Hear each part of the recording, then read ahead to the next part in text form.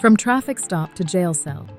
For millions of Americans each year, the criminal justice system does not begin with a courtroom, a detective, or a major crime investigation.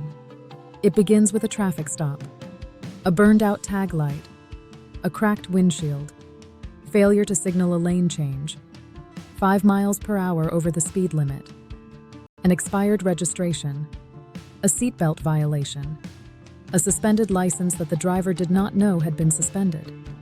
What begins as a routine encounter often ends as nothing more than a warning or citation. Most officers conduct thousands of professional traffic stops during their careers without incident, and traffic enforcement remains an important public safety tool. Yet traffic stops also represent one of the most common points of contact between citizens and government power. The encounter can last 5 minutes. Its consequences can last years. The most common police encounter in America. Traffic enforcement serves legitimate purposes. Dangerous drivers kill thousands of Americans every year. Impaired driving, reckless behavior, equipment failures, and excessive speed create real risks for innocent people on the roads. Police officers have an obligation to address those dangers. At the same time, traffic laws are so extensive that nearly every driver violates some regulation at some point during ordinary travel. This creates an unusual reality. Most citizens can be lawfully stopped at some time for some infraction. The legal authority exists. The question becomes how that authority is exercised.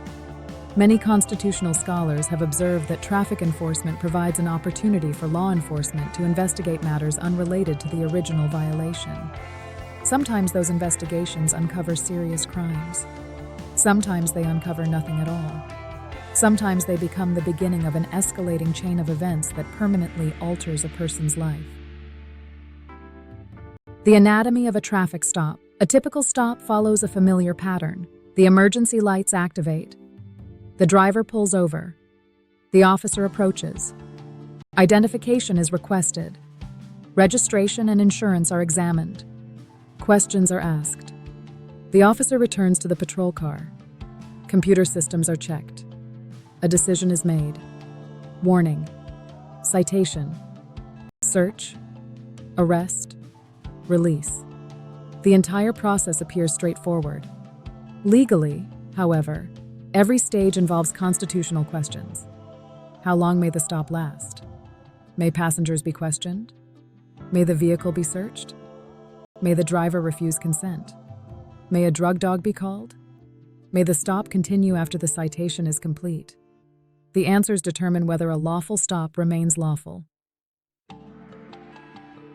The Fourth Amendment and the roadside. The Fourth Amendment protects Americans against unreasonable searches and seizures. A traffic stop is legally considered a seizure. Because of this, courts have repeatedly held that officers must have a lawful reason to initiate the stop and may not extend it indefinitely without additional justification. In the landmark case of Rodriguez versus United States, 2015, the United States Supreme Court ruled that police generally may not prolong an otherwise completed traffic stop simply to conduct a dog sniff unless there is independent, reasonable suspicion of criminal activity. A stop for speeding cannot become an open-ended criminal investigation merely because an officer wishes to continue looking for evidence. This principle affects police agencies throughout the country, including those operating in Georgia. The original purpose of the stop matters. Once that purpose has been completed, continued detention requires additional legal justification. Do you mind if I take a look? Perhaps no sentence has generated more litigation than this one. Do you mind if I search your vehicle? Many Americans assume they are legally required to agree. They are not. In Georgia, as elsewhere in the United States, consent is one recognized exception to the warrant requirement. However, consent is voluntary and may be refused. Refusing consent by itself is not evidence of guilt and does not automatically create probable cause for a search. Many drivers nevertheless agree. Some do so because they wish to cooperate.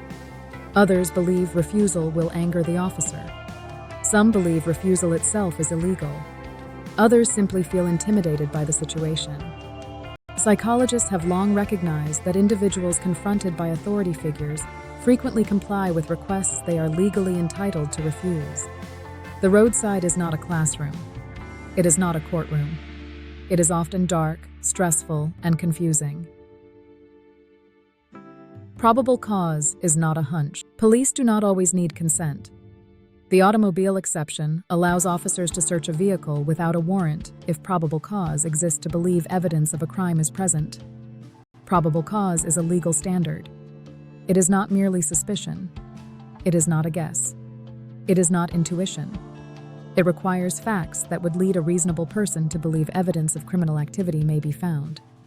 The smell of marijuana historically served as probable cause in many jurisdictions. Visible contraband may create probable cause. Admissions by occupants may create probable cause. Observed criminal activity may create probable cause. The exact facts matter enormously. Courts regularly examine those facts in detail during suppression hearings. Inventory searches and impoundments. Another major source of controversy involves impounded vehicles. If a vehicle is lawfully impounded following an arrest, officers may conduct an inventory search under standardized departmental procedures. The purpose is generally administrative rather than investigative. The inventory protects the owner's property. It protects officers against allegations of theft. It identifies dangerous items inside the vehicle. Georgia courts have recognized inventory searches as a lawful exception to the warrant requirement when properly conducted under established policies. Critics argue that inventory searches can sometimes function as investigative searches under another name. Supporters argue that officers cannot responsibly assume custody of a vehicle without documenting its contents. Both concerns can be legitimate depending upon the facts of a particular case. The passenger problem. Passengers frequently believe they are legally invisible during traffic stops. They are not. Passengers may also be questioned. Passengers may be ordered out of the vehicle for officer safety purposes. Outstanding warrants for passengers can transform a simple speeding citation into multiple arrests. A driver may receive a warning while a passenger goes to jail. Alternatively, evidence discovered during a lawful search may affect everyone inside the vehicle. Determining ownership and possession becomes a major legal issue. Who owned the backpack? Who owned the pills? Who owned the firearm? Who knew the items were present? These questions often become central issues later in court. Hall County as a local example. Hall County illustrates how traffic enforcement operates in much of America. Traffic citations in the county may fall under several jurisdictions, including municipal courts and the state court of Hall County, depending upon the nature and location of the offense. The Hall County Sheriff's Office maintains an active patrol division operating through multiple patrol zones and specialized enforcement units. Like agencies throughout the nation, those deputies are expected to balance constitutional protections with public safety responsibilities during thousands of roadside encounters each year. Most stops conclude without arrest. Some do not. The challenge for every community is ensuring that lawful enforcement does not become unnecessary escalation. The escalation ladder. A surprisingly common progression looks like this: speeding citation, license check, suspended license discovered, vehicle impounded, arrest for driving while suspended, missed work, job loss, unable to pay bond, extended detention, missed rent payment, housing instability, probation, missed probation appointment, probation violation, new warrant, return to jail. Each step may be individually legal. Collectively, however, they can create a self-reinforcing cycle. This is one of the central themes of this book. Systems rarely fail because of one catastrophic decision.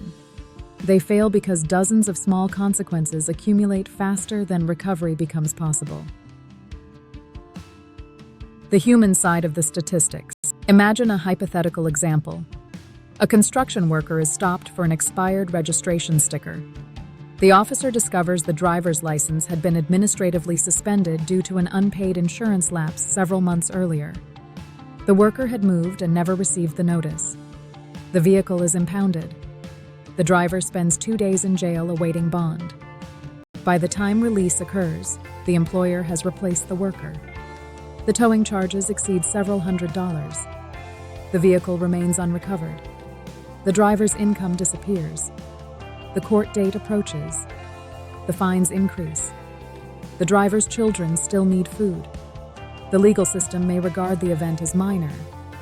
The family does not. None of this proves wrongdoing by police, prosecutors, or judges. The system may have functioned exactly as designed. That is precisely the concern raised by many critics. What if the design itself unintentionally amplifies poverty? Public safety and civil liberties. Criticism of the criminal justice system should not ignore reality. Police officers face significant dangers during traffic stops. Every stop involves uncertainty. Some officers have been assaulted or killed during seemingly routine encounters. Weapons are sometimes discovered. Wanted fugitives are sometimes apprehended. Human trafficking victims are sometimes identified. Drunk drivers are removed from the road. Traffic enforcement saves lives. These facts are true. The challenge facing a constitutional republic is preserving both safety and liberty simultaneously. Too little enforcement produces chaos. Too much unchecked authority produces fear. A free society requires both effective policing and meaningful limits on government power. Those ideas are not enemies. They are partners. None. The doorway into the system. For many Americans, the traffic stop is the doorway into the criminal justice system. Not murder investigations. Not organized crime. Not bank robbery. A traffic stop. The overwhelming majority of those encounters end peacefully and professionally. But when they do not, the consequences can spread outward into employment, housing, transportation, family stability, and future opportunity. The stop itself may last 10 minutes. The record may last forever. In the next chapter, we turn to one of the most controversial questions in American criminal law. What happens when the arrest itself should never have happened? Global Robotics Corporation, Robert Colee.